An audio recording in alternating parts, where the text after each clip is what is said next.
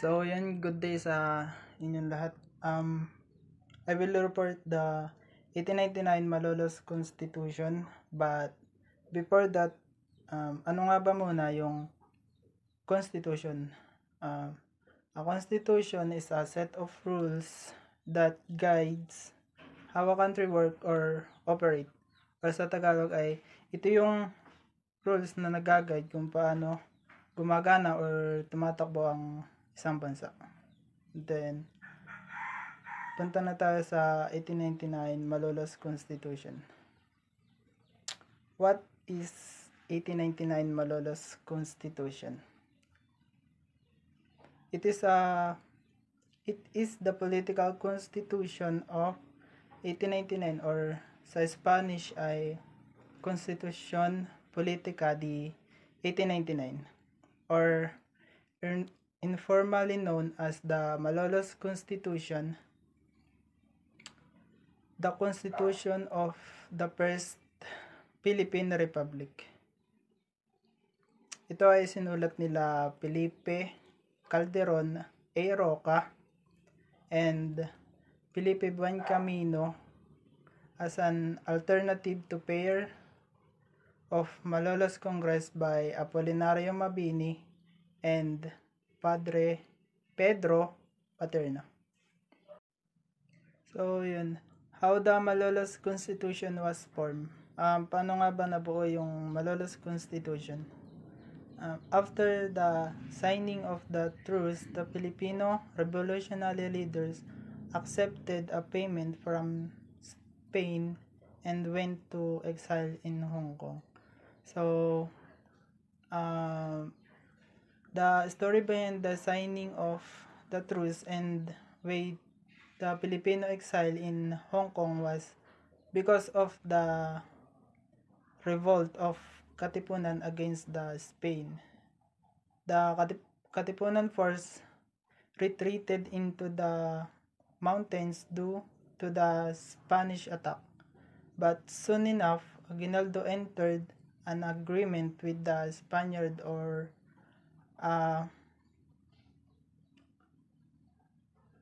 truce with is the fact of the Biak na Bato, and it is on agreement to end the Philippine Revolutionary against the Spain, and also they agree to exile Hong Kong and exchange for 100,000 pesos. And dyan, let's proceed to the First Philippine Republic. The First Philippine Republic. The inauguration of the First Philippine Republic was in Malolos, Bulacan noong January 21, 1899. After being proclaimed, President Emilio Aguinaldo took his in office. The Constitution was read article by article. Noong May 1, 1898 ay nadeklara na ang American ay nanalo sa Spanish sa Battle of Manila Bay. After that, ang United States Navy ay ibinalik sa Aguinaldo dito sa Pilipinas. On June 12, 1898, nung andito na si Aguinaldo sa Pilipinas, ay bumalik din sa kontrol niya yung mga revolusyonaryong ng Pilipinas. Declaration of Independence was issued together with several decrees that formed the First Philippine Republic. So, on July 18, 1898, Aguinaldo asked of delegates Revolutionary Congress. At that time, very practical ang election. So, nag-appoint na lang si Aguinaldo ng representative para sa Revolutionary Congress. September 17, 1898, Malolos Congress. Correction po. 17 po yun, hindi 7. So, dito naman ay yung mga 15 hinirang ng Congress ay binubuo lamang ng mayayaman at edukadong tao. On November 29, 1898, approved by Congress.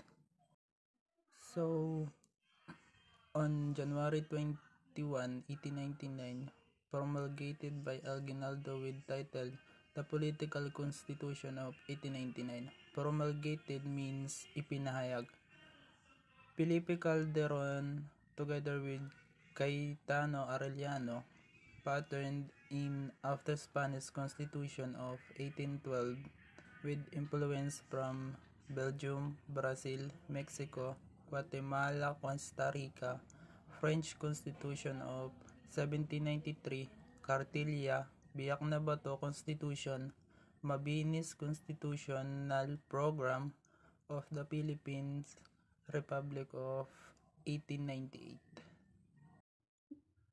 And then the Political Constitution of 1899, or the Malolos Constitution, established democratic republication government with three branches: the executive, legislative, and the judicial branches. It is called for the separation of church and state. The executive power were to be exercised by the President of the Republic with the help of his cabinet. Judicial power were to given to Supreme Court and other lower courts to be created by law. The legislative branch of the government is responsible for enacting the laws of the state and appropriating the money necessary to operate the government. So, dito, the three branches of the government is the executive, legislative, and judicial. So, sa madaling explanation, ang executive ay yung tagapagpaganap ng isang batas. Then, ang legislative naman ay yung tagalagda ng mga kautusan or nung batas. And judicial ay yung tagalitis ng batas na ginawa. So, kung wala yung isa dito sa three branches like yung legislative, kung wala yung isa dito ay hindi ka makakabuo or hindi approve yung batas mo na ginawa. Kaya kailangan hindi mawawala yung isa dito para makabuo ng isang batas.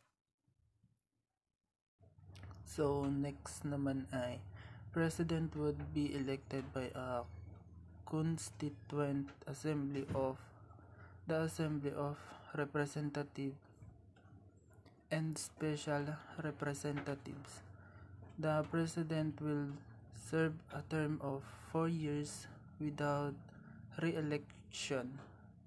There was no Vice President in case of a vacancy. A president was to be selected by a Constituent Assembly. So, dito naman ay ang termino or yung panunungkulan ng isang pangulo ay hanggang 4 na taon lang. Then, the 1899 Malolos Constitution was never enforced due to the ongoing war. The Philippines was effectively a U.S. territory those time and therefore under the jurisdiction of the federal government of the U.S. upon the signing of the Treaty of Paris between U.S. and Spain, transferring sovereignty of the Philippines on December 10, 1899.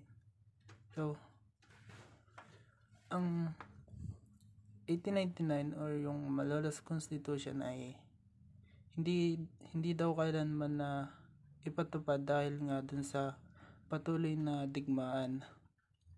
Ang Pilipinas ay naging teritoryo ng US nung mga panahong iyon.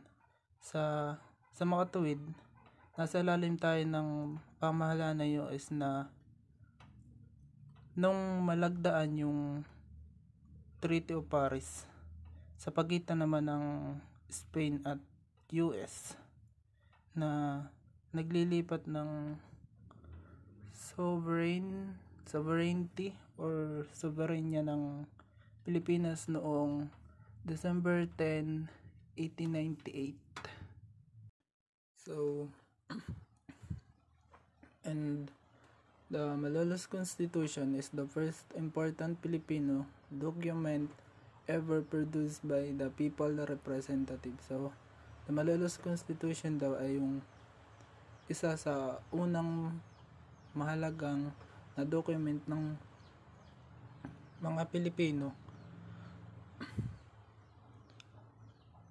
na produced by the people representative.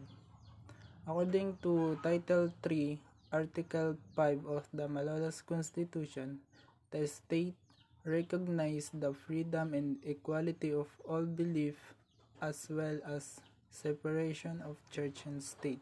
So, according to Title 3, Article 5 ay pumapaloob dito yung pagkilala ng state or nung sa Tagalog ay estado sa kalayaan at pagkakapantay-pantay ng mga belief or yung paniniwala. Tapos yung paghihiwalay ng church or simbahan at estado. So, and salient feature in Malolos Constitution. Salient feature means, sa tingin ko, ito yung mga tampok na kapansin-pansin sa Malolos Constitution, like letter A, declared that sovereignty reside exclusively in the people. So, dito ay declare that sovereignty ay namamalagi or dapat ay mayroon ang isang tao, like parang may power siya may karapatan siya about government, namamalagi lamang dapat sa mga tao. So, letter B, stated basic civil rights. So, nakapaloob naman dito ay yung mga basic na karapatang pang-sibil. Letter C, separated the church and state. So, yung gaya nga nung kanina ay separated na yung church or yung simbahan sa state government. Magkahiwalay na sila. Then, called for creation of an assembly to act as a legislative body. And then, called for parliamentary republic as form of government. President as elected for a term of 4 years by majority of the assembly. So, dito naman yung gaya nga kanina na ang presidente ay nakahalal lamang sa 4 na taon lang ang kanyang panunungkulan, majority of the assembly. Letter F, establish a democratic republican government with 3 branches, the executive, legislative, and the judicial branches. So, dito naman yung kanina lang din na na may 3 sangay ang government na legislative and judicial branches. Bali na Ulit lamang siya. Preamble of the Political Constitution of 1899. We, the representatives of the Filipino people, lawfully convene in order to establish justice, provide for common defense, promote the general welfare, and ensure the benefits of liberty, imploring the aid of sovereign legislators of the universe for the attainment of these ends, have voted, decreed, and sanctioned the following political constitution. Yan na nga guys, thank you sa pakikinig. Salamat. Kung may mga event man or topic pa ako na hindi nabanggit sa aking report ay na about sa Malolos Constitution, I apologize it na sa inyo. Sorry na agad. Yan, that's all of my report, and thanks ulit. God bless you all.